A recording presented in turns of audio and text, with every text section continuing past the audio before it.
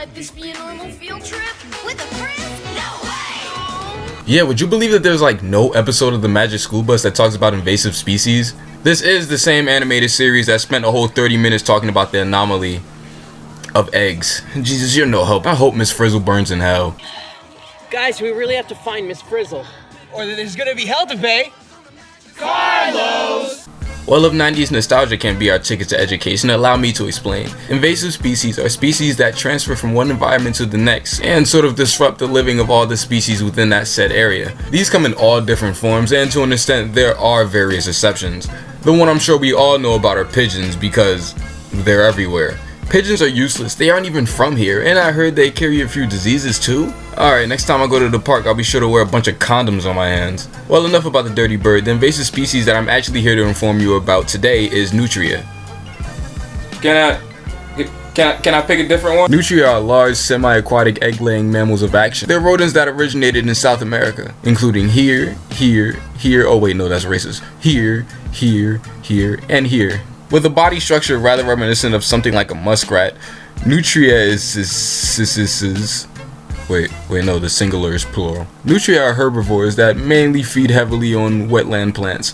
They can grow up to 40 inches tall, anywhere from 12 to 40 pounds, have long rat-like tails, and enjoy long walks on the beach.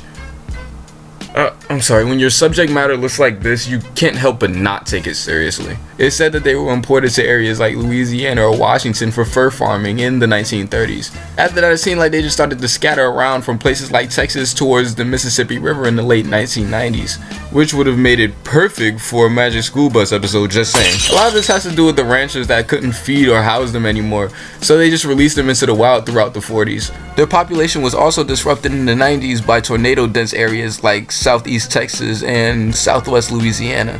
However, their population tends to grow rather rapidly as they're capable of producing 2 litters a year. Guess you could say they're good at multiplication if you know what I mean.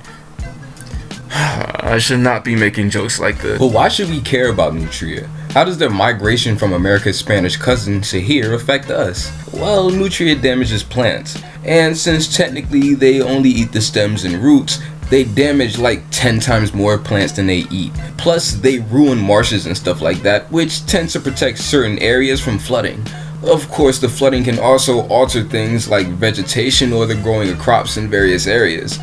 And nobody likes wet food, right? Jesus, I hope nobody in the audience watching this dares to be different and says, I enjoy eating wet food. It's a freaking analogy. Why don't you just watch the freaking video? Maybe you'll learn. Nutria also tends to carry a lot of parasites and such around with them too, which can not only be harmful to crops, but also everything living within the environment that it's in. From what I understand, the best way to deal with Nutria is just to leave it to the professionals. They say that if you see any Nutria around or anything, that it's recommended that you call a licensed state trapper to come and capture them. When they're captured, it is to be ensured that they won't just be sent off into the wild as...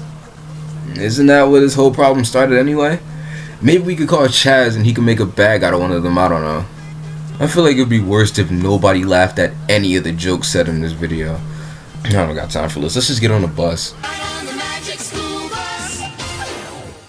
Give us an A. Maybe I should have checked for a Captain Planet episode.